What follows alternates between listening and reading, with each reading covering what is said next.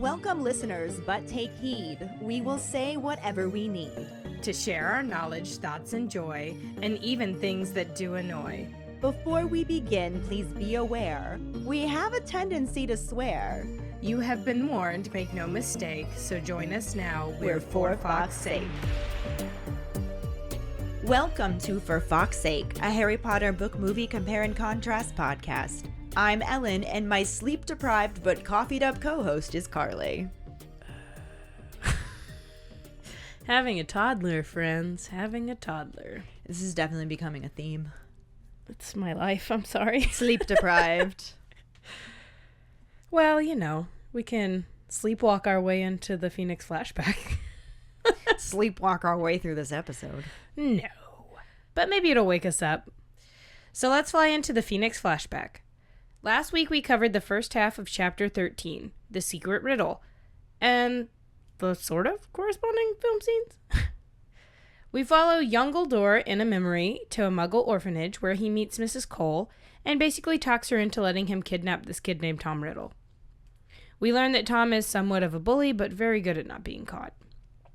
We get some information from Mrs. Cole about how Tom ended up at the orphanage and what has happened in the past 11 years. Unless you're watching the movie, in which we only see Dumbledore being led to Tom's room and Mrs. Cole explaining that they have had nasty incidences with the other kids. During episode 218, Young Dumbledore, our Potter pondering was, what do you think would have happened to Tom if Merope had survived? Hey guys, it's Jackson calling in my Potter pondering. If Merope Gaunt had survived, then Tom would have grown up with a mother who did care about him, and, well, he would have known what love was. I mean, yes, I know he was conceived by a love potion, but that's not the only factor to me. If he had grown up with a caring parent, then of course he would have turned out different. He would have known what love felt like, so he wouldn't have feared it. He wouldn't have hated it. Hi, this is Jessica calling in my Potter pondering of what would have happened to Tom Riddle if Merope survived. If she had survived, I'm honestly not sure a lot would have changed as far as who Tom was deep down. It begs the question of nature versus nurture. If Merope had been able to provide him a better life than the one he had in the orphanage and be a parent that truly showed him love, could he have learned empathy? I mean, he was a piece of shit little bully from such a young age. Would Merope have had the wherewithal or the ability to keep Tom in line and teach him how to treat his peers with respect and kindness? Knowing what we do about the effects of a love potion child and how supposedly they would never be able to feel or express love, then would it have truly mattered who raised him? What we know of how Tom treated the other children in the orphanage, it shows that he didn't care about hurting others, and he had no remorse for his actions either. So I find it hard to believe that he wouldn't have turned into Voldemort simply because he was raised by his mother. Murderers have perfectly decent parents all the time, and we know Merope had her struggles. Honestly, Merope may have just eventually been murdered by Tom, added to his long list of blood on his hands, especially once he found out that, she was nearly a squib and had a child with a muggle. In that scenario, in his twisted mind, she could have just been the perfect candidate for a Horcrux. I mean, maybe Merope could have been able to delay what happened if she had been around, but in my opinion, Voldemort was inevitable.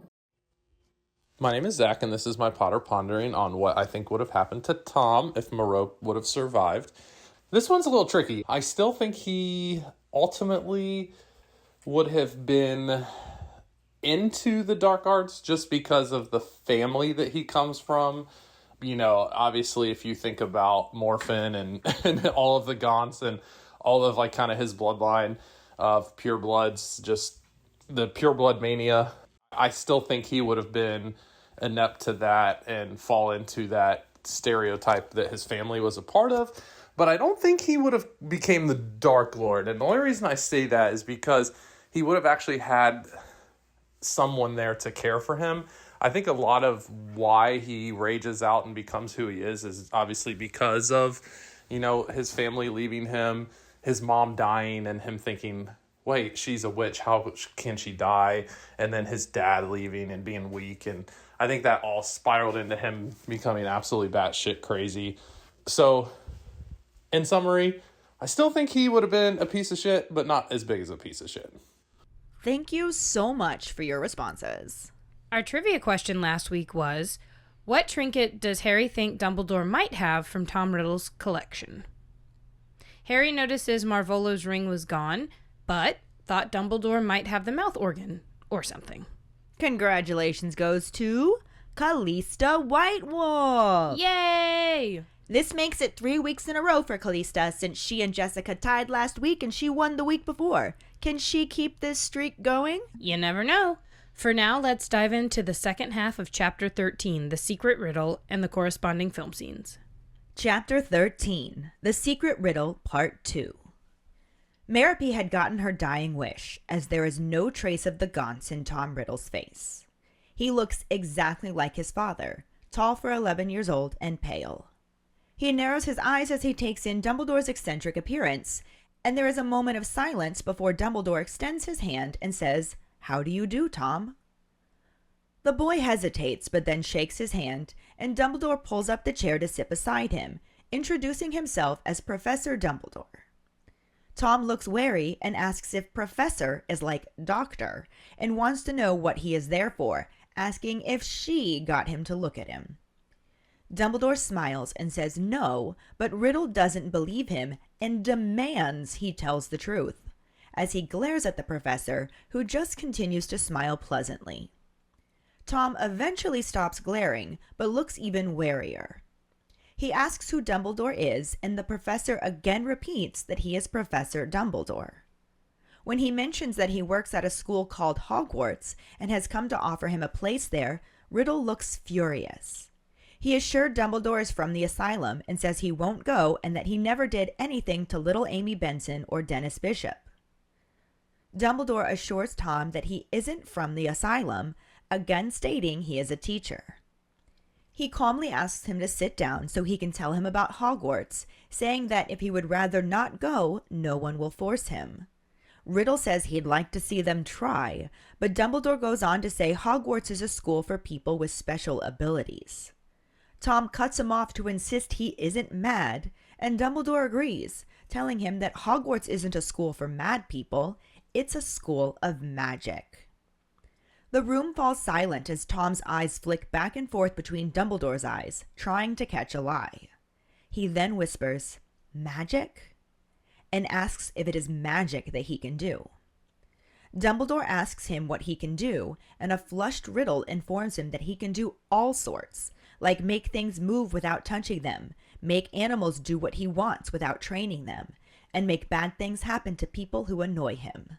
Trembling, he bows his head forward and says he always knew he was different and special.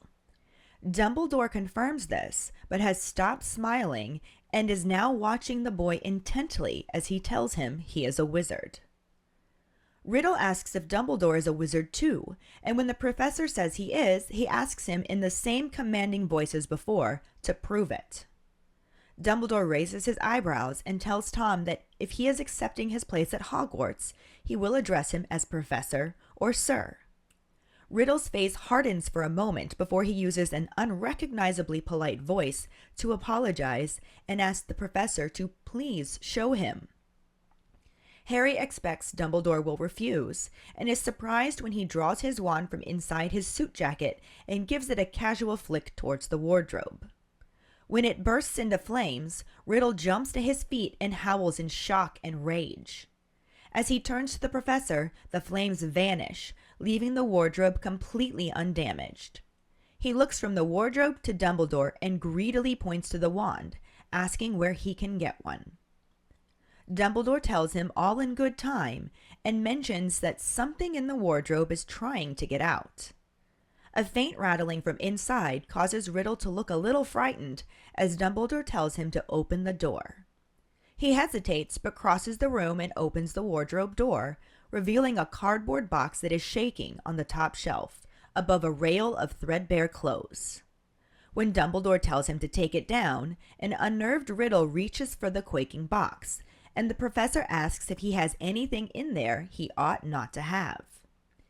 After a long calculating look, Riddle says he supposes so, and Dumbledore tells him to open the box. Riddle takes off the lid and dumps the contents onto his bed.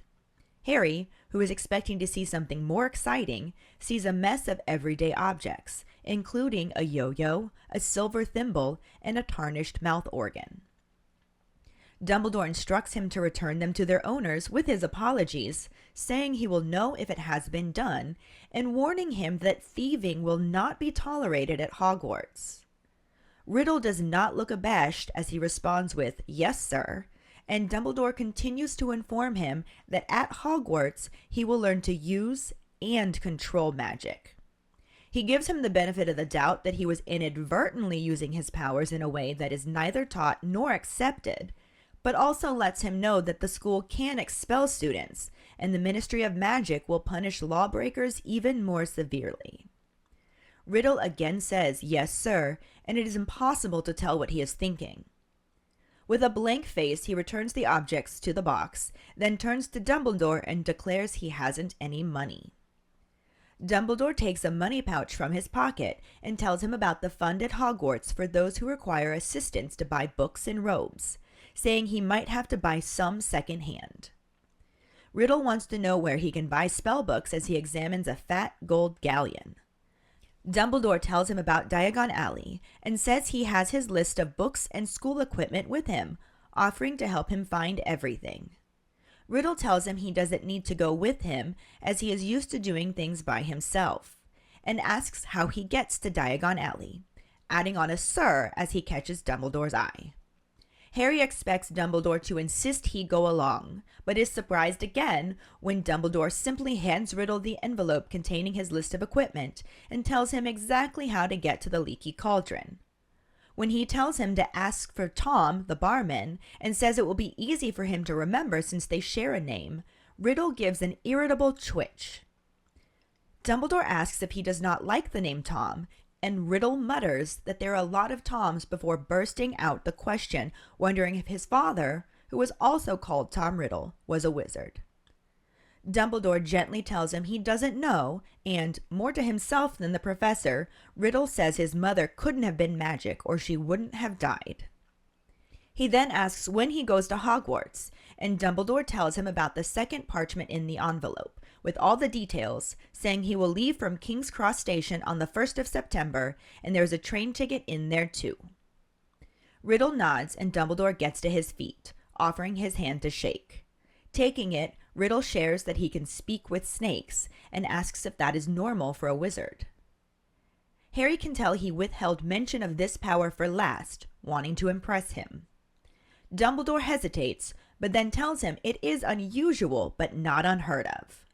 Though his tone is casual, he looks curiously over the boy's face. They stand for a moment staring at each other, then break the handshake. Dumbledore moves to the door and tells him goodbye, saying he will see him at Hogwarts. The older Dumbledore at Harry's side says he thinks that will do, and they soar back through the darkness and land in the present-day office.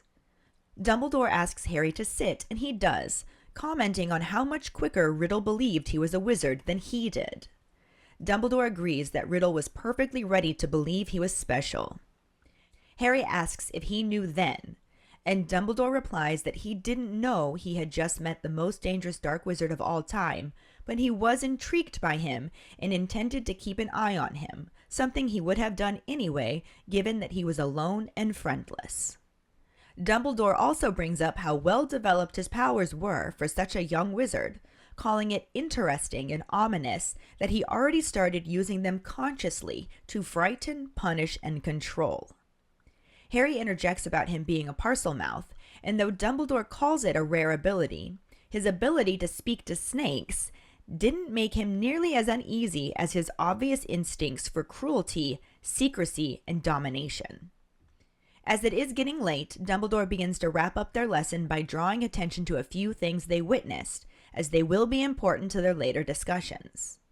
He first brings up Riddle's reaction when he mentioned another shared his name. Harry nods, and Dumbledore points out how he showed contempt for anything that tied him to other people and made him ordinary, even then wishing to be different, separate, and notorious. It was only within a few short years that he dropped his name and started going by Lord Voldemort. Dumbledore also points out how self-sufficient, secretive, and friendless he already was. He did not want help or companionship to Diagon Alley and preferred to operate alone. He points out that the adult Voldemort is the same, and the Death Eaters who claim they are in his confidence, close to him, or even understand him are deluded. Voldemort has never had or wanted a friend. Lastly, he draws Harry's attention to Tom Riddle's magpie-like tendency of collecting things from his victims, and calls it particularly important for later. He then tells Harry it is time for bed. Harry stands, and as he walks across the room, his eyes land where Marvolo Gaunt's ring had rested the previous lesson, but it is no longer there. He stops and looks around, commenting to Dumbledore about how the ring is gone, but he thought he might have the mouth organ or something. Dumbledore smiles and tells him he is very astute, but the mouth organ was only ever a mouth organ. He then waves to Harry, who understands himself to be dismissed. The movie section picks up as Dumbledore greets Tom Riddle with a "How do you do, Tom?" He steps into the room and the camera cuts to a pale boy with dark hair standing in front of a window. He stares at Dumbledore without saying anything until the camera changes angle, showing Tom with his back to Dumbledore as the professor reaches for the wardrobe. He says, "Don't," and the camera cuts to show a drawing tucked into a book on his desk, then several small rocks lined along the windowsill, then a photograph of a large rock in a body of water next to some cliffs. It then cuts to Tom sitting at his desk and Dumbledore sitting across from him on the single bed. Tom asks if he's a doctor, and Dumbledore shakes his head and tells him no and explains that he's a professor. Tom says he doesn't believe him and that she wants him looked at because they think he's different. Dumbledore responds that perhaps they're right, and Tom insists he isn't mad. The professor then informs him that Hogwarts is not a school for mad people. It's a school of magic. The otherwise emotionless boy furrows his brow slightly, and Dumbledore asks him about being able to do things that other children can't. Tom confirms that he can make things move without touching them, animals do what he wants without training them, and he can make bad things happen to people who are mean to him.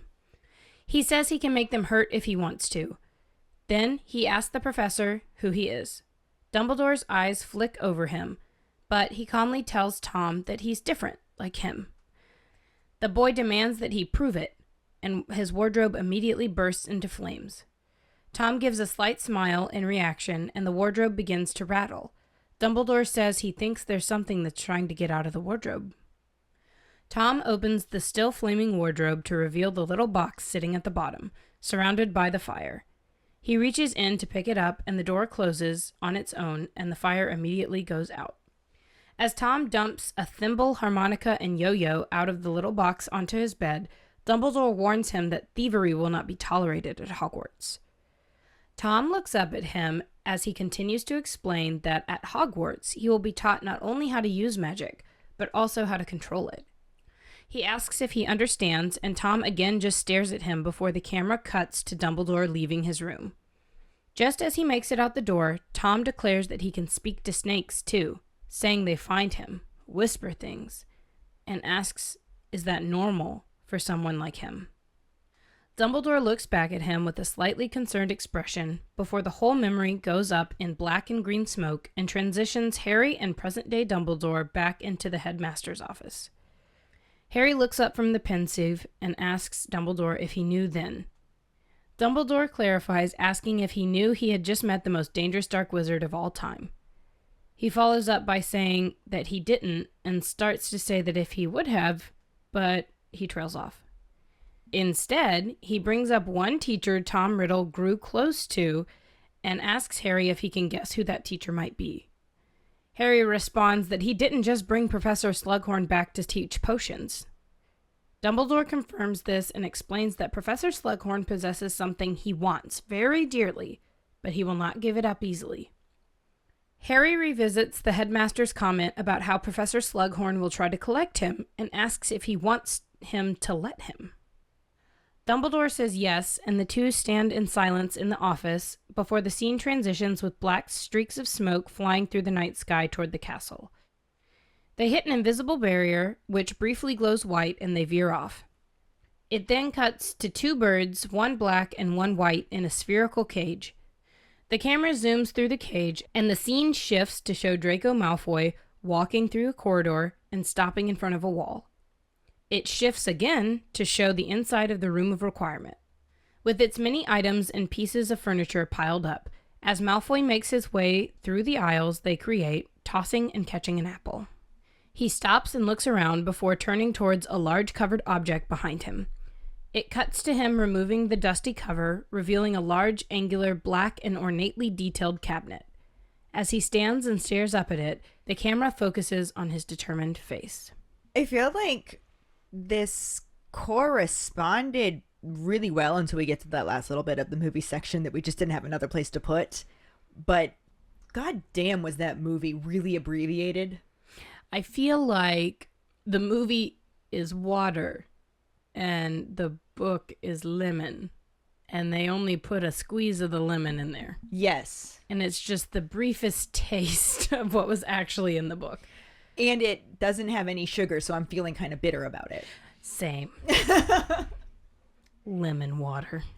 You know what's really funny is I was trying to figure out for sure when Dumbledore first walks into the room and goes to, this is in the movie section, mind you, goes to kind of reach for his wardrobe, and Riddle just goes, don't. I wasn't 100% sure he was saying don't. Yeah, he was. I know, I knew that he was. I was just like, that's definitely don't, right? And I was trying to Watch it with subtitles. I was trying to get the subtitles on to be sure, but I have it on my computer and I can't just easily turn on the subtitles. Yeah. And I looked it up online and I ended up finding the screenplay for it. Oh. And there was quite a lot more written in the script for that section. It was the editing that fucked it up. That's unfortunate. So I feel like in the editing room, they were just like chunking it together so that it went through it quickly. Yeah, the editors, it feels like the editors didn't know what was important in this movie. Yeah, it really kind of does. Y'all. So it's like there were things that touched with everything in this section, but it was like skipping out a lot of Riddle's responses. It was abbreviating a lot of Dumbledore's. I wonder if maybe Baby Fines wasn't very good at doing what they wanted him to do, and maybe that's why they had to. I thought he was really good in the pieces that we saw him in. Yeah. But maybe when he did certain things, they were like, that's not a good face or a good... Yeah, I don't know. I mean, they did so many like creepy things to his voice, but on like the one word he'd say or so, like he got like what, one full sentence? Yeah. She wants me looked at. Yeah. Well, that was more of a phrase. I was talking about they find me. Oh, they find me, they whisper things. Yeah.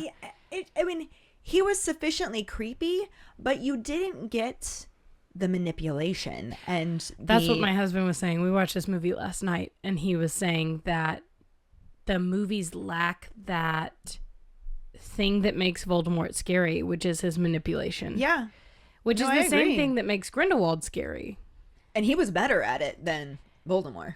I will say, my husband and I were having this conversation last night, that they did a much better job of turning Grindelwald into a scary villain than they did at turning Voldemort into a scary villain. I honestly think they did a much better job with Fantastic Beasts than... We also didn't have books to base them on, really, yeah. so we can't be nitpicky. But it still felt more like... It felt more the thought magical built background development.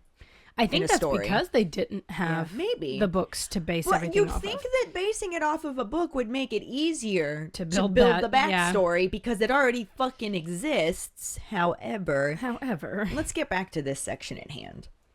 It starts off in the same place. Because, I mean, we got to control that. So that, woo, ding, because yay us.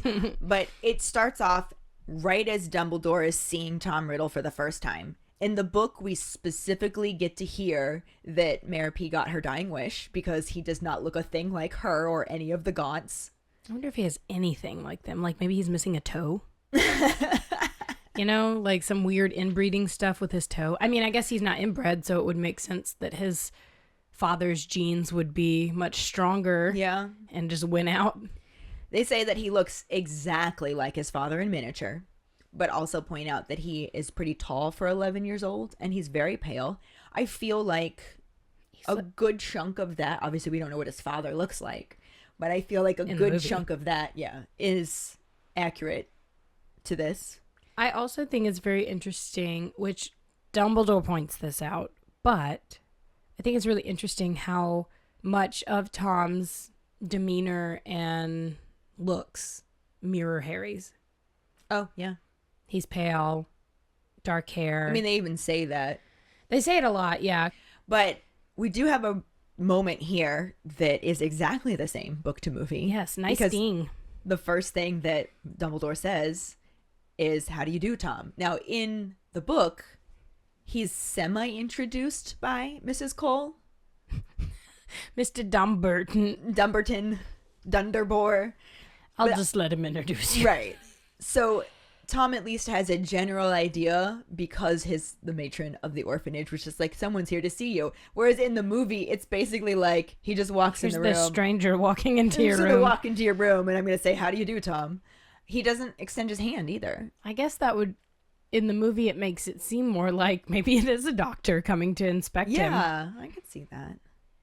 There is a slight hesitation in the book, but Tom does shake his hand, and then Dumbledore immediately just pulls up a chair and sits beside him. It's a little different, just layout-wise, because Tom's laying on his bed, so Dumbledore takes his table chair, like desk-type thing, and pulls it up next to the bed, whereas they kind of flip-flop it in the movie. Mm-hmm. I wonder why. Who knows? Because they can. I guess. I don't know. Like, that's just a weird thing. Maybe he wasn't comfortable sitting on the bed. I don't know. Maybe. I don't know. Who knows? But he introduces himself to him as Professor Dumbledore, and Tom's immediately like, "Is Professor like doctor?" He wants to know why he's there, asking if she got him. So obviously she is Mrs. Cole, but he really like emphasizes that. Did she get you to look at me? In the books, he is so quippy, like he's quick. He's got it. He's on quick it. and he's very forceful. In the movies, I want to pick him up and give him a big old smooch and just snuggle him and be like, "You're okay. Everybody's going to love you." But that's my daycare teacher coming out of me. See, I didn't get that from him because his cheeks are so squishable. like, I he's just a wanna cute get kid to look at, but it was weird to me that Can you imagine pinching Voldemort? it was just weird to me that he says, "How do you do, Tom?" and then Tom just fucking stares at him and doesn't say anything at all. He does that a lot, though, or they make him seem like he does that a Yeah, lot. but like I said, I think that was more editing. Yeah. I don't know. It was That's weird. It was just weird. The way they cut it together, it felt very choppy, and it was almost like in the movie, Dumbledore didn't remember it that well, and it was only the bits that he remembered that were showing up. Maybe. But he wants to know if he's like a doctor and if he's there to look at him, and Dumbledore is just being very pleasant. He's smiling at him. He says no, but Riddle's just like, "I don't believe you. Tell the truth." And is really like saying it in an order that's been clear he's given it before. I like that Harry thinks that. Yeah. He's like, this is clearly something he's been able to do before and get away with. Yeah. Tell the truth. And it's interesting to me that kids have like magic that bursts out of them, but then when they get to 6th year, they have no idea how to do any kind of magic without their wand. But I guess it's because they've been channeling it through their wand for so long. Yeah. Unless, of course, you're watching the movie, in which case everybody just apparently does magic without wands. YOLO! Despite this very forceful demand, this order, he like literally ordered him. Dumbledore's just sitting there smiling. I mean, I think if an 11-year-old said that to me as a non-magical person, well, me, Karlee, has a degree where I've met many kids that have behavioral things that I've learned how to deal with. So maybe me, Karlee, would be a little more like, okay, why don't we phrase that a little differently? Or, you know, whatever. But if it's magic coming out of him that's making me do that, I probably would be like, what the? Is it magic making him do that, or is he just an asshole? I thought that he's sending out magic. Like, that's how he's like getting people to, it's a spell. That's what I always read it as. Not really a spell, but yeah, like just... But like him being like, tell the truth, and the magic is like going into them. It's a magical command. Yes. I could see that. Because the way Harry says it, he says he's obviously been able to use this command before and get people to do what he wants. And Mrs. Cole does not seem like one that listens to 11-year-olds. So I feel like there's got to be some like magic behind. I'm sure that that's definitely part of it. I think he's also an asshole. He is also a butt. I agree with that. What I think is funny is Tom then asks Dumbledore, "Who are you?" And Dumbledore's like, "I told you, I'm Professor Dumbledore." We had this conversation, sir. Are you a little slow? What's going on? But he's still smiling at this point. That has not gone away yet. Yeah. He brings up Hogwarts and says that he's come to offer him a place there. Riddle immediately assumes that Hogwarts is code for asylum and insists that he will not be going, and he never did anything to little Amy Benson and Dennis Bishop. Which is Are you sure? that moment where Dumbledore's sitting there like, did anybody say that you did? If I take a minute and step back from this as knowing that this tiny person turns into an evil being of some sort, I'm so sad. He's so little. To think that he's going to an asylum is scary, because that is where he would go in these days. I don't know that he's scared. I think he is scared because he thinks if he goes someplace and they put him in a straitjacket, he's not going to be able to use his magic. He doesn't know what he's doing. He doesn't, but he knows somehow, some way, stuff is involved. Like, he knows that he's involved with knowing that at some point. I mean, he knows that he can do things. And I think that he thinks if he gets put in an asylum and they do what they did in asylums in the UK at that time. I honestly, I don't see it as being scared. He doesn't think they can make him go. He doesn't think they even have that kind of power over him because of what he can do. Well, he stands up and backs into the wall. That is the only reason I think he's scared. In the movie? In the book. The only time I thought he seemed kind of scared was when he thought everything was getting destroyed in the wardrobe. That was the only moment that I ever got scared out of him.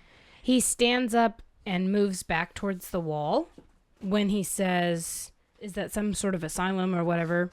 He looks furious in that moment, though. He is mad, but I mean, I think I would also be mad too. But mad coming out on top of being scared. I don't want to discount that Voldemort at some point in his life had fear. Yeah, it could be a trauma response. The kid is a mess. There's a lot of things going wrong there. There's a lot of stuff in his brain. Not the greatest of genetics. But yeah, he's angry and probably a little scared and just I won't go. And Dumbledore's like, nobody's gonna make you. It is an option. And he's like, I'd like to see them try. And it's just very, forceful. It is, as he does. Him's the Voldemort boy. Voldy boy. Voldy boy, Voldy boy. Dumbledore just keeps on keeping on with his very calm, pleasant demeanor that we know the movie loves to portray for him. Still smiling. And he says that Hogwarts is a school for people with special abilities. Magic. Well, he doesn't get to say magic yet because immediately Tom's like, I'm not mad. He insists that he doesn't insist it. He very calmly says it in the movie. They have the kid. He's just very chill. Yeah. He's like, I'm not mad. He's definitely not showing the same level of emotion and force that the book portrayed for him. I think they accidentally made him Snape. I'm not mad. But Dumbledore just, still being pleasant, says, of course not. Hogwarts isn't a school for the mad. It's a school of magic. Magic. I like that Tom believes this so much quicker in the movie. Dumbledore's like, I'm not a doctor, I'm a professor. Sets the thing on fire and he's like, oh, okay, yep. Yeah, they, like I said, really abbreviated it. It was more of a, how can we get through this as quick as possible and not show the type of scary person that Tom Riddle is about to become? Because they don't need that. Who needs that information? Why is that pertinent to the entire fucking story? It's not. It is. I actually disagree with them. I love his reaction in the book. And I find it very disappointing that we didn't get this in the movie, especially since it struck Harry as well, which we learned towards the end.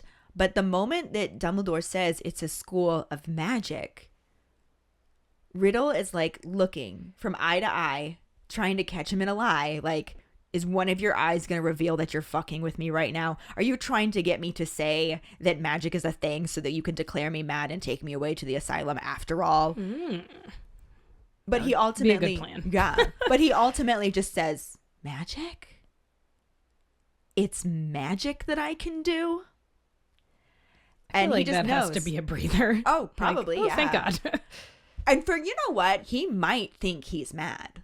Yeah, maybe he does. Might really genuinely Up have until a this slight point. part of him that thinks maybe he does belong in the asylum, and that's why he's so sure they're going to take him there. But he also knows that he's special because he'll show that in like 2 seconds. Oh, he insists it immediately. It's like, yes, obviously. And Dumbledore says, well, what kind of things can you do? Because he's like, it's magic that I can do. Well, what kind of things can you do?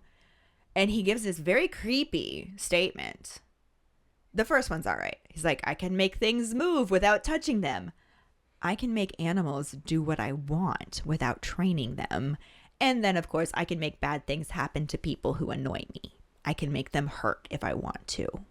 And we do get that word for word pretty much in the movie. It's like his one full sentence. He just gets like, a just tiny gets to go. sentence monologue. They're like, okay, we can leave this one in. This seems okay. And then, like you said, he immediately is just like, I always knew I was different and special.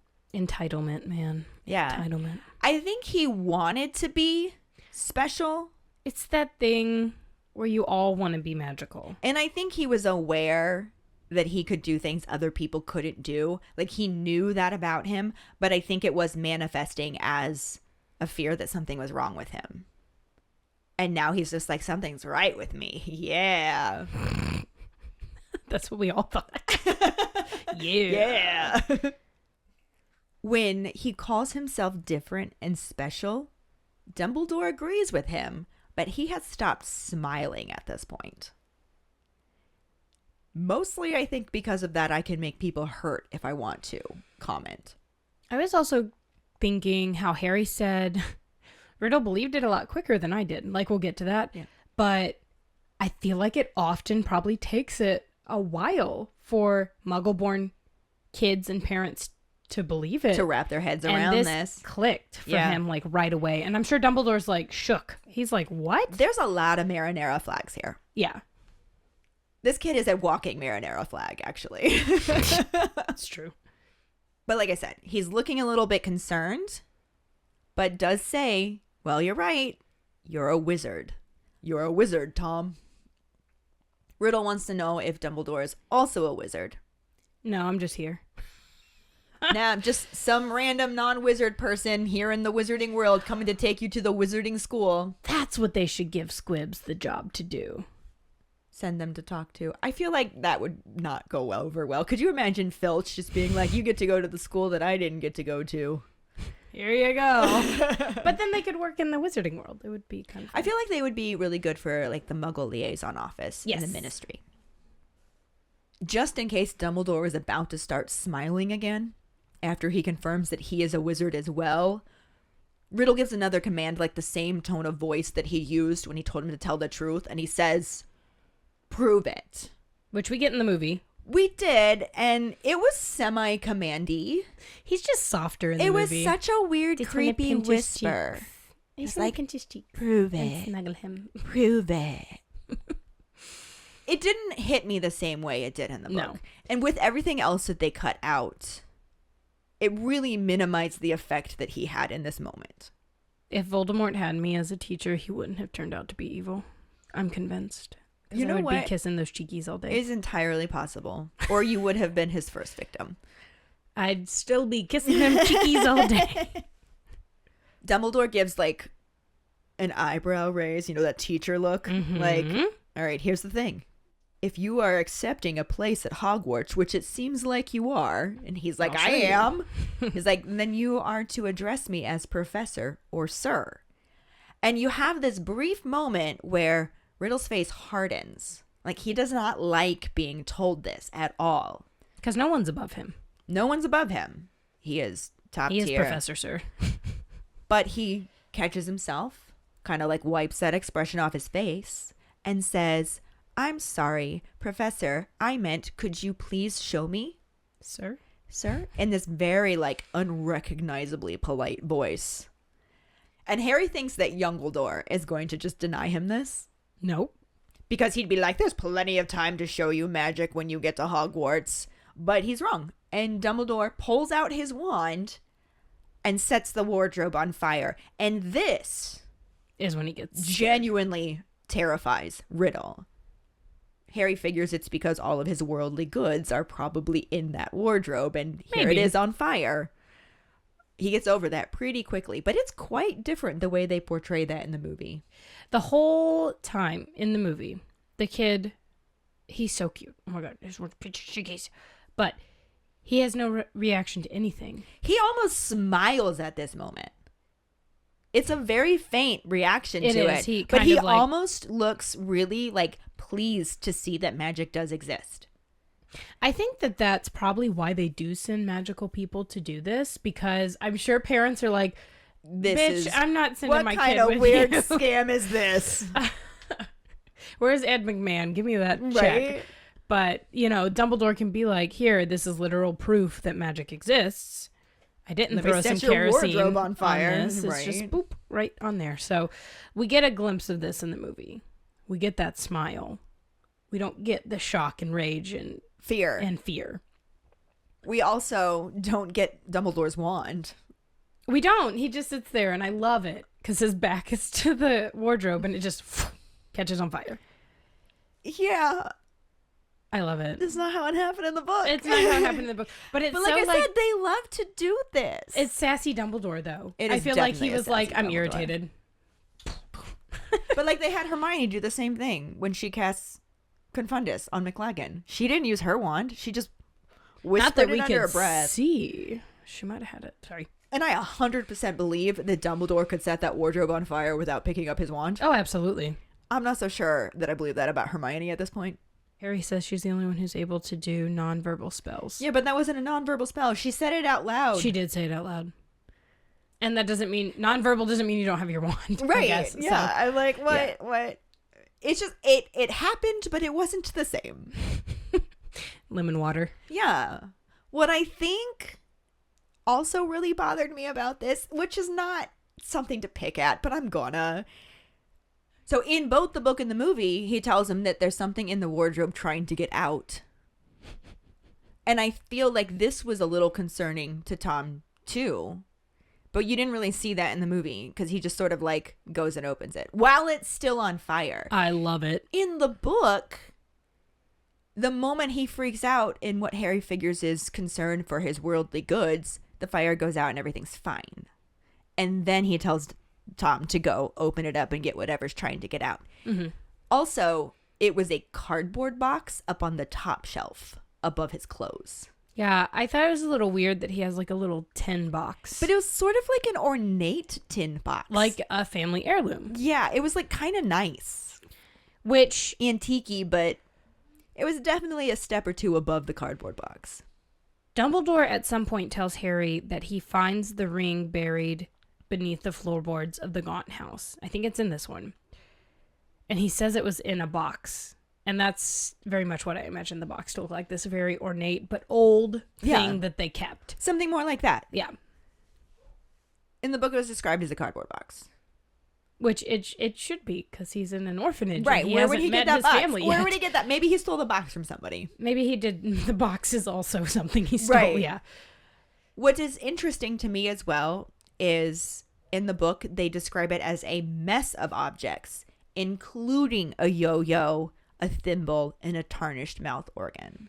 Well, if it was a cardboard box, I would imagine it's more like a shoe box, so Yeah. probably bigger and able to hold a lot Hold more more stuff. things. This box was so small, and I think they did it on purpose so that it could rattle. Yeah.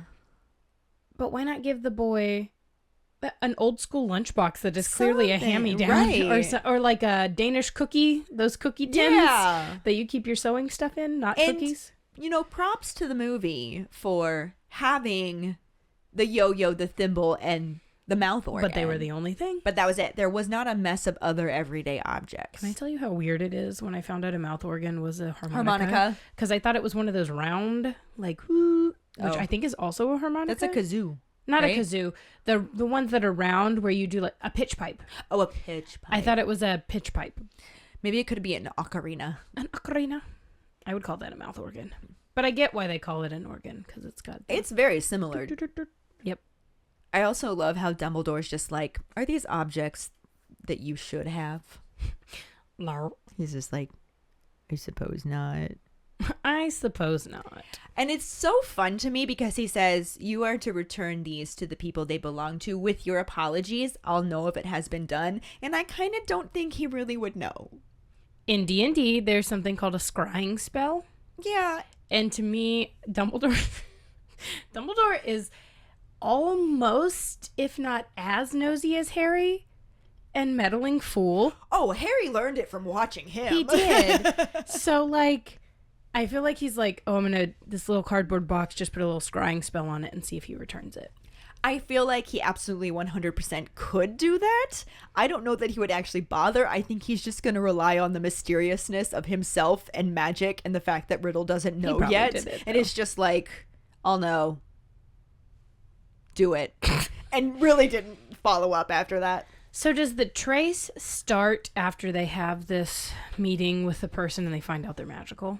I think it starts after they attend their first year. Oh, okay. Like, I think it's whenever they come home from a holiday or end of the year. Gotcha. Because they send out those reminders. Oh, that's so I right. think you have to actually officially be educated before you are at blame for not controlling your powers. Yeah, because I guess even after he finds this out, like, he might not have control over his Right. powers because he hasn't been educated. Yeah, okay. And I'm sure that on some level they can tell the difference between accidental magic and deliberate, I'm experimenting.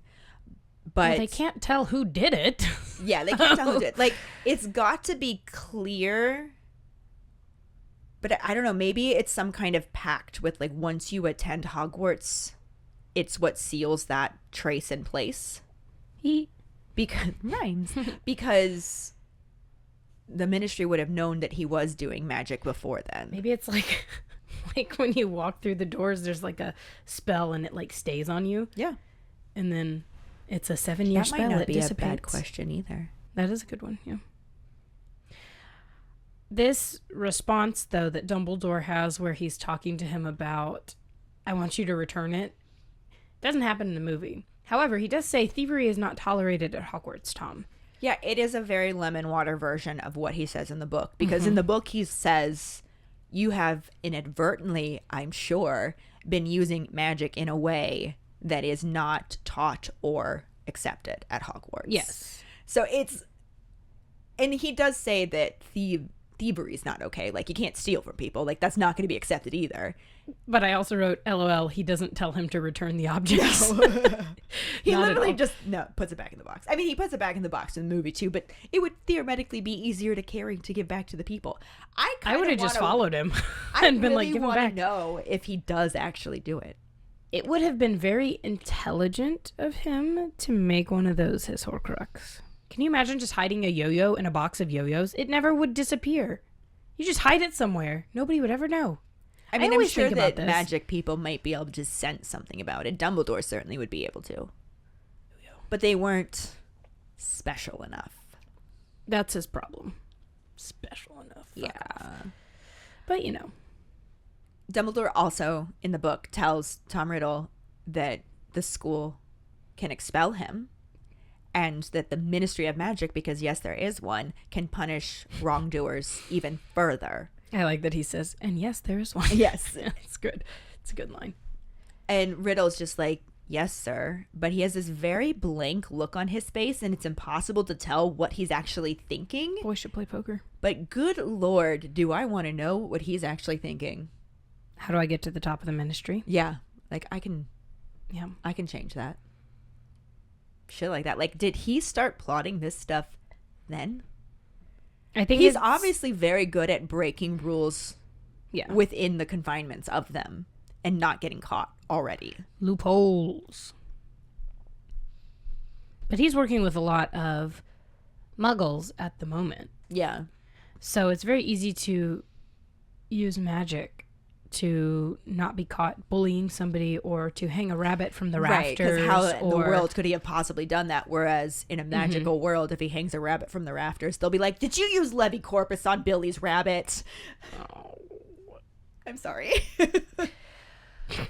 I don't want to think about a dead rabbit. Yeah, so I'm gonna sorry, start let's talking move about on. it. Another thing that happens in the book that doesn't even come close to happening in the movie No. is Tom telling Dumbledore that he doesn't have any money. And Dumbledore's just like, oh, don't worry, we've got a fund for students for that. And he just like pulls a money bag out of his jacket and is just like, here. I like that he takes it and he doesn't say thank you. And Harry notes that he doesn't say thank you. He just takes the bag of money. Well, like, he gets even weirder in this point. Like, this is the stuff that really starts to concern Dumbledore because, like, yeah, he takes the money. He doesn't say thank you. He just starts inspecting it and he asks How do where I use he's it? going to get the spell books Yeah. and stuff like that. And Dumbledore tells him about Diagon Alley and says that he's Tom. got his list of books and equipment that he needs and he'll help him go get them. And Tom's just like, I can go by myself.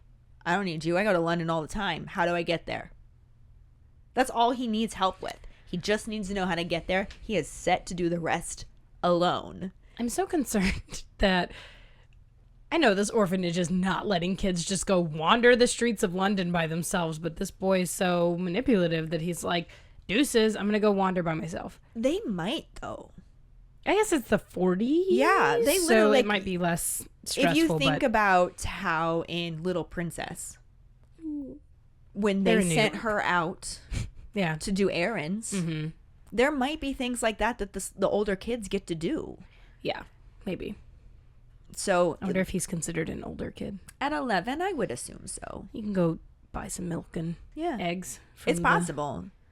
He obviously says he goes around London all the time. And I mean, the orphanage is in He London, buys the too. journal Yeah. because Harry notes that address of where he bought the journal is like printed on the back of the diary. And Harry's like, oh, this guy must be Muggle-born because this is on blah, blah, blah Yeah. road. I don't know. I think it's funny, too, that for the second time, Harry's just like, oh, there's no way Dumbledore's going to let Riddle go by himself. And Dumbledore's just like, well, here's your list. Go for it, bud. Like, It's the 1940s, Harry. We're throwing caution to the wind. and he tells him how to get to the Leaky Cauldron, since that's the entrance to Diagon Alley. Says specifically to look for the barman. Tom should be easy for you to remember, same name and all. And sees twitch. Riddle's face like cloud over. Give a little irritated twitch as the book describes it. It's a lot of Toms. He's like, you don't like the name Tom? And like you said, lots of Toms. And This part makes me sad for him. He bursts out with, was my father a wizard? He Yeah. was also called Tom Riddle. And Dumbledore's like, I have no idea. I kind of Which- wonder if he did know at that point. I think he would know because he would know everybody who came up around the time that He would have known if there was a Tom Riddle or Yeah. not. So I would think he did know, but maybe just didn't maybe feel I like don't want to tell an 11-year-old that their dad's not a wizard when they have all this hope backing Yeah. up that their dad is a wizard. especially when he follows that up with, well, and my mom couldn't have been a wizard because if she was, she wouldn't have died. I wonder if he knows who mom is at this point. No, he doesn't. All he has Why is there no magical tracking? The book literally writes you down when you're born. It puts you in the book the moment you're born, or even like when you're conceived or whatever. If you have any trace of magic, you're in that book. Like enough to be in, obviously Filch probably wasn't in the book. Shouldn't there be some wizarding genealogy attached to that? Where and it's there like, might boop, be, boop, here's the people. but that doesn't necessarily mean that they're like specifically keeping track of it. But that would also be a really dangerous tool in the hands of Voldemort because he specifically wanted to make a Muggle-born registry. So if it dooted their stuff, they would have been able to just take the book from Hogwarts. Yeah. So I guess it doesn't do It probably doesn't keep track of genealogy, just whether or not they're magical. Because Hermione says she gets a wizarding genealogy book from Kreacher. Yeah. So that's there interesting. might be, like, the Ministry might have something. Yeah. Or something. But all Tom birth knows... certificates. No. All Tom knows is the name Marvolo. Is his mother's father's name. I don't even know if they knew Merope's name because she was so far along and so weak, she may never have said, "Hi, I'm Merope Riddle." Right? Like, she managed to say, name him Tom Marvolo Riddle. Oh, that's so sad. Like, I don't know that they knew who she was. I don't know if they had any information to give him. Yeah. She could be buried in a nearby cemetery as Jane Doe Riddle. Like, I think that this is an interesting conversation, though, because Dumbledore's like, I don't know. And I don't know your mom. But Tom's like, man, there's no way she was a wizard. Right. Because magical. She wouldn't have died. It's sad. It is sad. I will have some sympathy for him in this moment. Because we talked about it. Like, how would he have turned out if his mom survived? I read an article about how Helga Hufflepuff and Godric Gryffindor and Rowena Ravenclaw made their own chambers, like how Slytherin made his. But they just didn't keep it a secret. So somebody said that Helga Hufflepuff's room is obviously the room of requirement because she wanted to take care of everybody. And I was like, oh, that would be be my room. And that's me. I mean, I know that you guys don't know me personally, but that is very much how I am. Like, I was going to joke that it was the kitchen. Well, so I thought that too, but then they went on to explain, like, oh, it's this because she wanted to make sure that all the students were cared for. And I was like, that is such a really nice thought. So is Rowena Ravenclaw's the restricted section of the library? I didn't pay attention to the video after they said Helga Hufflepuff was You're like, that's me, that's fine. They did Gryffindor first, and they said there was no need for a headmaster's office initially, so they think that the headmaster's office, because it is literally guarded by a Griffin door, is his, like, that was like his little chamber where he went and, like, to be alone and stuff. That was like his private space. And then once it got to be where they needed one singular headmaster, that became the headmaster's office. Okay. Less hidden. It was a very interesting, it was on TikTok, but it was a very interesting take on it. And I was like, I'm here for that. Yeah, I like that. I want to believe, I don't know what they said, but I want to believe that it's the restricted section. Probably. But I think that this moment makes me care for Tom. I mean, I have always said that even my worst behaved children it's so hard. And I know it's hard for teachers, especially nowadays, to just be like, oh, I got to give them just a little bit, because sometimes you do get that kid that's just like a little shit and you're like, you're doing this on purpose. It's really annoying. A lot of times stuff like that is purely because they need some kind of attention, any kind of attention, and they don't care how they get it. And sometimes I do just want to hug those kids. Mm-hmm.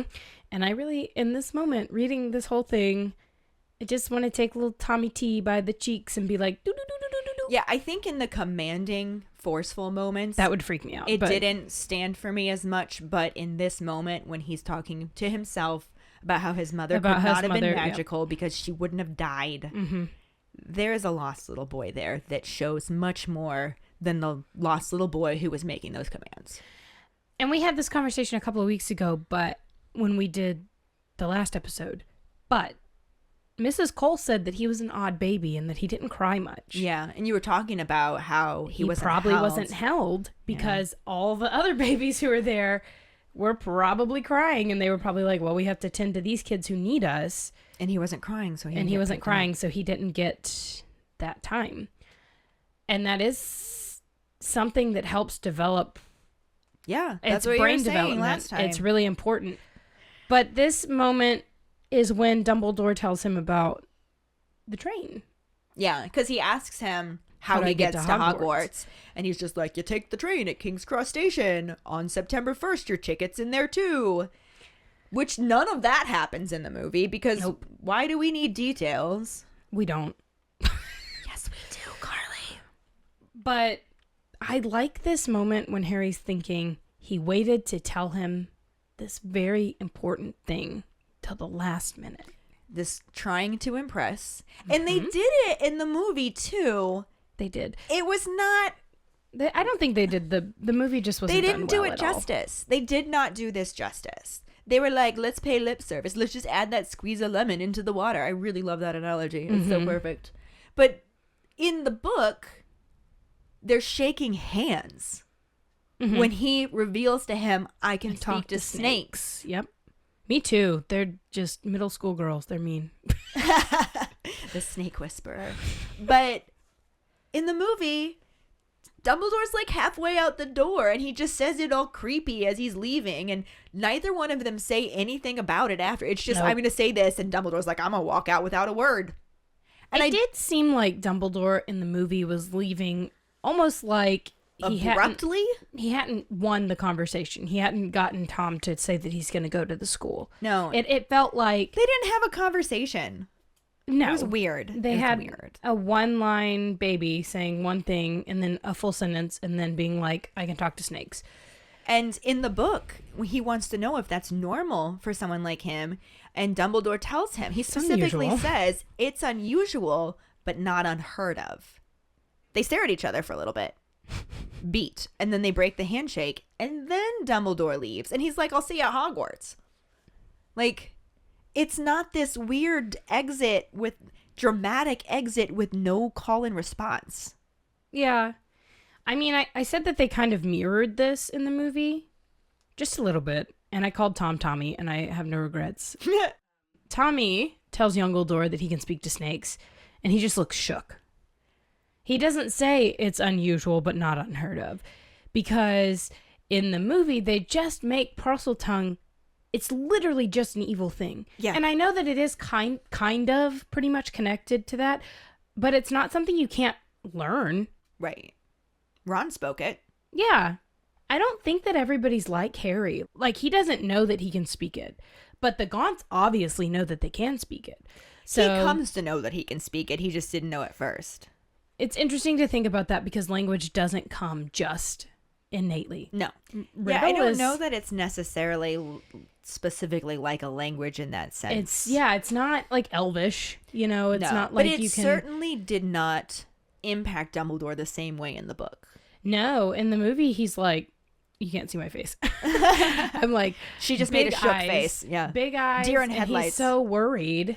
Yeah, he looks really concerned about it in the movies. In the books, he specifically tells Harry that he was less worried about that and more worried about, Him abusing his power, basically. yeah, the fact that he had control over it. It was very well developed for an 11-year-old, and that he showed these signs of Using dominance it, yeah. and, He'd be into BDSM. oh yeah, if he cared about that kind of If he thing. cared about that I kind of don't want to know what Oh, his boy, Bellatrix's Bellatrix. night was like. Bellatrix DSM. Oh yeah.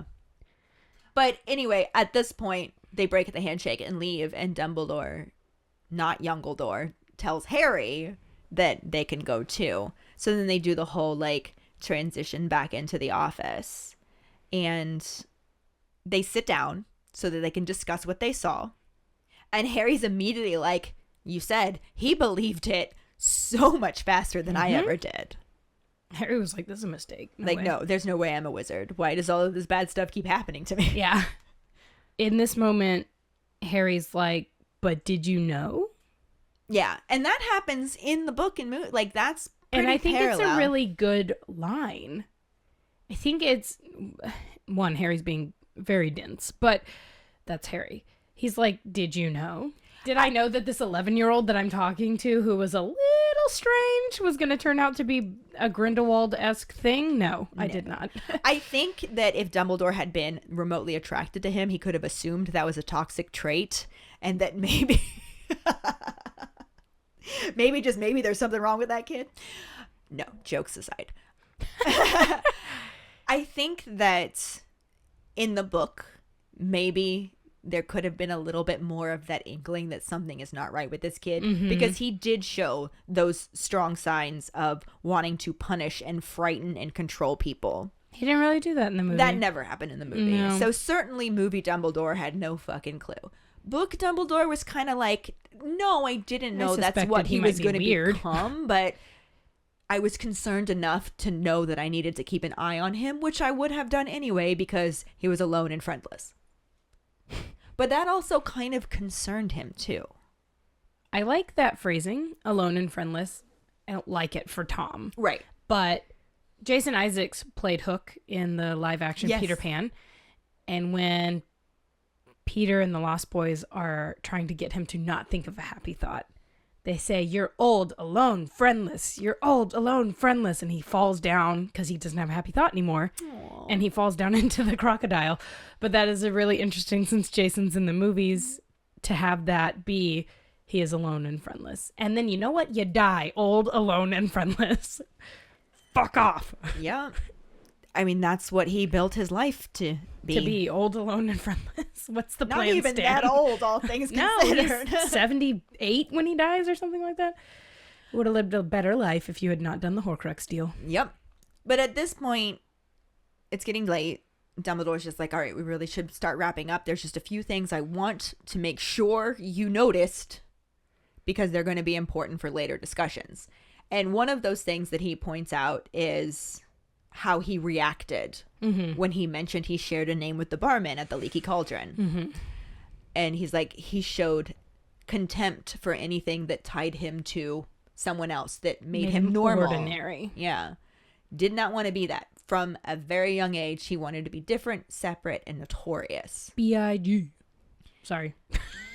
And then he also mentions that it was only within a few short years of this moment that he stopped going by Tom Riddle It'd been like and was just like, Lord 3 Voldemort. or 4 years. I do love the fact that he just made an anagram of his name to create his new name, though. Yeah, you still kept your filthy muggle father's name. Yeah. You just made an anagram. Have you seen the cartoon Of of him all the trying different? all of the different versions. It's so good. Dildo It's so good. lover. Yes. Yes. And then Dumbledore also brings up how self-sufficient, secretive, and friendless he already was. Like I said, this was something that concerned him because he didn't want any help or companionship to Diagon Alley. Likes to operate alone. He was just like, he never changed. Like, adult Voldemort is exactly the same way. And any murder muncher that tries to claim that he is in his confidence, close to him, or even that they understand him is just full of shit. He calls them deluded. I think the one that does is Snape. I think Severus understands him the best. I think he does, but not because Voldemort has let him. No. Well, goes back to one of our Potter ponderings on why we think Voldemort. I feel like Voldemort innately trusted Snape, and he did share a lot with him, which is weird. I think he overshared with Snape, probably. Well, I think he trusted Snape. Which is as much as he can trust. Because it's like, yeah. I think that... Karkaroff says he never let them know. Yeah. All the details. Yeah. I think that with Snape, because we talked about how he saw himself in him also. Mm-hmm. Very similar to how he saw himself in Harry. I think he assumed a lot about Snape and who he was that made him trust him more. Yeah. But that didn't extend far enough to not sacrifice him. Like, there's a fine line between Ultimately trust self-serving. and confidence. Mm-hmm. Like, he trusted him with certain things, but I don't know that he had like that, like, this was not a confidant of his. This was not a friend they weren't of his. friends at This all. was a servant that he felt he could rely on. Yeah. But I think even Bellatrix didn't know. Oh, as Bellatrix much is as Snape 100% deluded. Yeah, she's.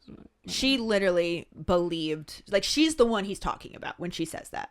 Yeah, I think that too. I agree. Because that's all she says. She's always like, blah, blah, blah. I'm his favorite. Blah. And I'm like, girl, no, you're not. No, you're really not. You didn't even bring him back because you were stuck in Right. Azkaban being an idiot. Had Barty Crouch survived as a, actual being and not a soulless void, I think that he would have been a favorite in that sense. If I'm being truthful, I think he probably holds Wormtail in higher standing than Bellatrix because Wormtail, Is at least a man? he's a man, but he's also the reason he came back. He wouldn't have gotten his full body back that quickly should Wormtail not to gone and found I him. feel more like he feels like he made it despite Wormtail being the one helping him. Yeah. Like, He wouldn't have been able to get where he was, though, honestly. he without... needed Wormtail. I think he would have taken anybody else. Probably. You're probably right. But the last thing that Dumbledore really wants Harry to know is that he has a very magpie-like tendency to collect things from his victims. And he's just like, this is going to be very important. All sociopaths have that. And I think that that's kind of what popped in Harry's head, because he then tells him it's time to go to bed, and Harry gets up to leave. And as he's leaving, he noticed that Marvolo's ring is gone, where Dumbledore had it set him before, in the book at least, because it wasn't on display in the movie. It was hiding in a drawer. But he notices that it's not there anymore and kind of looks around, and Dumbledore's like, what's up, yo? And Harry just says, well, the ring's gone, but I thought maybe you had the mouth organ or something. Which was our trivia question. And it was. And Dumbledore calls this astute, that he noticed that, which, like I said, I think him making the comment about the collecting things planted that in his head. And then he tells him, but the mouth organ was only ever a mouth organ. And then on that very enigmatic note, he just waves him off, and Harry's just like, well, that's me dismissed. Night all. I really wish that we had gotten this in the movie, because this just little tidbit about the mouth organ, that little sentence, a mouth organ was only ever a mouth organ, gives us so much information about understanding Voldemort's downfall. Yeah. In that he put his eggs in one basket. Yeah. Technically. In the Horcruxes. Yes, he did try to find other ways to become immortal, like the Sorcerer's Stone and some other things. But it also is very important to understand that there were these things that he spent a lot of time collecting, and he leaves clues to why they're important. Like, why does Harry find all the Horcruxes? Because Voldemort's a fucking idiot who... He over-engineers his plans. Yeah, he might not do... Well, he did do, but...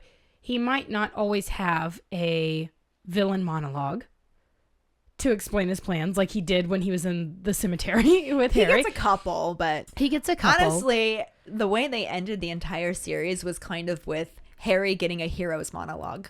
Harry did get a hero's monologue. And he got to be like, fuck you, I figured out your plan. Yep. Because you're an out idiot. Where you went wrong. Because you're an idiot. Yeah. Voldemort definitely left an idiot trail behind. But... we have one last section left to the movie that didn't really fit in anywhere, because the book never once gave us this insight into what Malfoy's up to. And we do get to see this stupid moment if you know what's coming. Yeah. And it transitions a little bit with what I assume was a murder muncher trying to get into Hogwarts and being rebounded by... Yeah. And that's not how it works. Just FYI, if you have only watched the movies, that is especially not... since murder munchers can't fucking fly. No, Voldemort's supposed to be the only one that can fly. And Snape. One. But Snape does fly in the 7th book. It's because he turned into a bat. You can't convince me otherwise. I do love the whole concept of the Snape-shaped hole in the window. Yeah, it's... You mean he jumped? Is he dead? No. No. But anyway. But it's not how it works. It's not how it works. But to show the stupidity of Voldemort, we have this moment with Draco in the room of requirement. Yeah.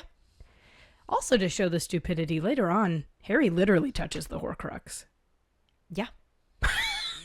Harry's stupidity in that moment, but you know. Well, he's not trained he doesn't know to about it sense yet. the dark magic. Not yet. It is really funny. I mean, not funny, haha, but just like funny, peculiar. Like I love that in a writing style. I love when there's something that seems so innocuous. Just throw away something, yeah. And then it's like, just what like the fuck? The Vanishing Cabinet is very much that way in the second year. The number of times that she manages to mention that Vanishing Cabinet. Because I think it's like 3 or 4 times. I know in the second one, Peeves drops it and it breaks. And then... Harry sees the other half in Borgin and Borgin and Burke before that. Yeah. And then Fred and George shove a Slytherin into it. Oh, what was his name? Montague. Draco says that Montague is the reason he knows this connects. Yeah. But this is the sad boy space. They kind of make the room a requirement the sad boy space. It is a very emo scene. It's very much where you go. He very... Chronicles of Narnia rips the big tapestry off of this big triangle piece of furniture, and we just get a glimpse of this triangular box. And I like that you described the birds as black and white, because I always thought the white bird was yellow. And there's the colors they use to deaden, mute the colors. I just always thought that the bird was yellow. I'm sure it probably was. That is what it looked like on the screen, you know? Like, it was just very desaturated, but not in the same way that the memory was. It's true. It's different. It's blue. It's Twilight #1. Yeah. It was a strange scene. It was a strange scene, Like but I said, I do think it was important. Yeah. I mean, the movie is making it far more blatant that Malfoy is up to something. Whereas in the book, Harry's all right. we genuinely have is Harry's suspicions of him and everybody else being annoyed with that. You can't really have everyone annoyed with Harry's suspicions of Malfoy in the movie when their movie is also showing us that Malfoy is literally up to something. Yeah. I don't know if I like that change. No, I don't think I do either. Yeah, we put this scene here. It's going to make this episode a little bit longer than usual, but there was really nowhere else that it fit in because it's not something the book gave us. We really only had Harry's suspicions of this until we get the real confirmation at the end. And then we get the explanation of what he was doing and how he did it when he tells Dumbledore, which obviously we'll talk about that when we get to it. Yeah. So I don't think I like this addition here, but we needed to talk about it because it exists. So here it is. That being said, brings us to the end of the book and movie section, and we do have a new actor to talk about. We actually did talk quite a bit about him a little bit, but we can share his name here. Our little baby Tom Riddle, not baby, but little adorable, yes. He's very creepy cute. though, yes. Is Hero Fiennes Tiffin. He's grown up now. He is grown up now. He is the nephew of Ralph Fiennes, which is kind of fun, I think, and I think that makes it a very fitting casting. He's so cute. They should let him play Voldemort in the series. I'd be fine with that.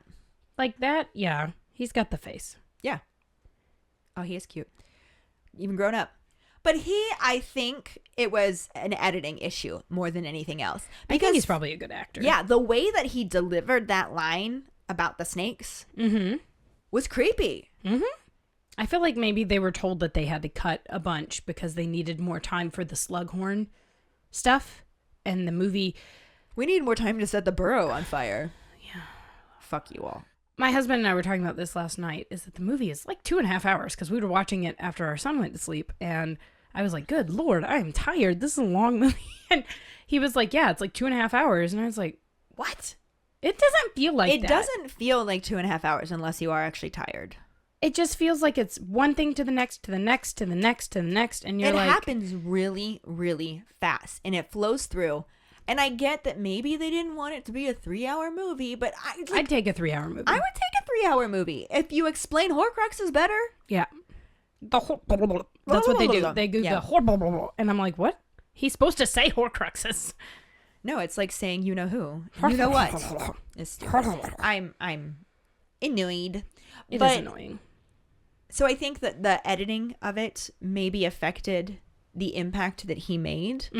But it could have been the directing too, because they did not make him forceful. Yeah. I don't think David Yates is very good at directing forcefulness, because the way that they make Ginny be forceful is she's just being a yelly bitch. I really wanted to see that forceful side of him because... Tell the truth. Yeah, it was concerning to Dumbledore. Yeah, that he was already that crazy. It was concerning to him. I really wanted to see the dominance and the secrecy and the... Like, we didn't even know where those items came from. They were just random items. We never got an explanation other than he stole them. Yeah, he said thievery is not tolerated. That's all we got. Like, it's not like we got any explanation that he stole them from Amy Benson or Dennis Bishop or anybody else in the building. But Billy, who he's rabbit Billy he killed, Stubbs, he probably stole something from him too. That Maybe it was his yo-yo, though. yo-yo.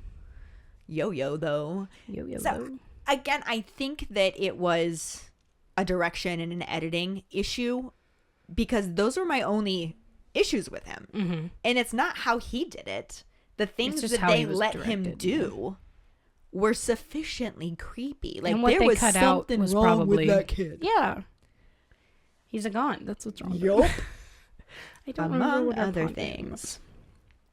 But let's move on to our Potter pondering, which is, when do you think the trace starts? As soon as you've been accepted to Hogwarts or after you start attending? Find the post on our Facebook page and share your thoughts, or call us at 216-526-6792 and leave your response as a voicemail.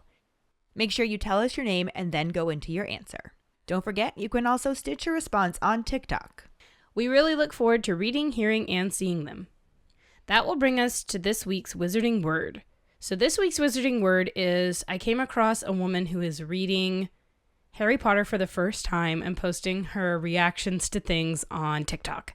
Her name is Kiera Lewis, and she's going viral for doing this, and it's the cutest thing I've ever seen in my life. Yeah, we have an article about it that'll link you to her videos and stuff on her TikTok page. So we are going to share that so that you can really experience it for yourself. But Carly's just going to read you a couple of quotes from it. Mm-hmm. So the woman's name is Kiera Lewis. She's from Tennessee, and she's gone viral on TikTok because she's reading Harry Potter for the first time and posting her reactions to everything. And she's so cute. I'm watching her freak out about starting Chamber of Secrets, and the entire Potter community is trying to protect her from spoilers. Aww. And it's really cute. And she stumbled across people posting about Harry Potter, and she was like, aren't these books and movies like really old? Why are people still digging them? And now she's getting to see why people love them so much. I have an 8th grader who is, actually, it's so cute because she's on the 6th book.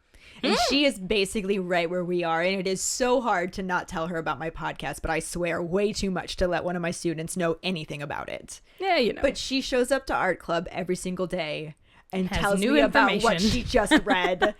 And it's so, she's loving it. And it's just so sweet to watch her enjoy it for the first time. And tell me, she'll come in one day and she'll just be like, I hate Snape. Me too. And I'm like, just give it time. You're going to hate him more. True. I mean, obviously I don't say that. I'm like, just Give him time. keep reading. Keep on keeping on. Keep on keeping on. But yeah, I love getting to watch people's reaction Because too. I for will the first never time. get to read the stories again. I know. And I was 5 when I read the first one, so my reactions were stupid and 5-year-old like. Yeah. So, I mean, I was 17, so it was really impactful to me then.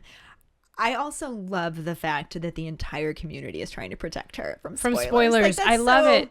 She calls them her bodyguards, and I think that's so sweet. It's just proof that She in has a- general, the Harry Potter fandom is amazing. in general. The author, not so much. We don't need to talk about that. We own this now. Yep, this is ours. But She's so sweet, so Yeah. cute.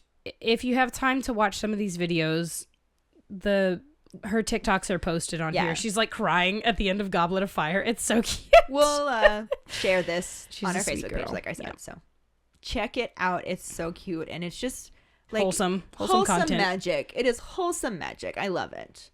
That'll bring us to this week's trivia question, which is, what book gives directions on the correct way to juice a Snargaluff pod? The first one who responds with a correct answer in the code word #ew will get a sticker. Another way to get a sticker is to rate and review us through iTunes. If you don't have an Apple account, then you can write us a recommendation on our Facebook page. Make sure to email us at foxsakepod@gmail.com and let us know you did, and we'll get back to you to figure out which sticker you want and where to send it. Don't forget to find us and follow us on Facebook, Instagram, Threads, and TikTok at Fawkes Sake Pod. Following us on Podbean at Fawkes Sake Pod will get you the episode as early as possible and give you a leg up in answering the trivia question. You can also go to our website at forfoxsakepodcast.com to check out our For Fawkes Sake and Harry Potter related merchandise for sale. Don't forget to subscribe to our YouTube channel, where we post our weekly podcast episodes, cooking show episodes, vlogs, bloopers, and other random videos. If you would like to become a patron, you can find us on Patreon at Fawkes Sake Pod. Patronage starts at $2 and will get you some awesome perks like for Fawkes' sake swag, access to our Discord channel, chats, and more. Check out our page for the details. Any support you can give is greatly appreciated. And join us next week when we talk about the first half of Chapter 14, Felix Felicis, and the corresponding film scenes that don't really correspond. Thanks for listening. Hope you hear us again. I'm Karlee. I'm Ellen, and we are For Fawkes' sake.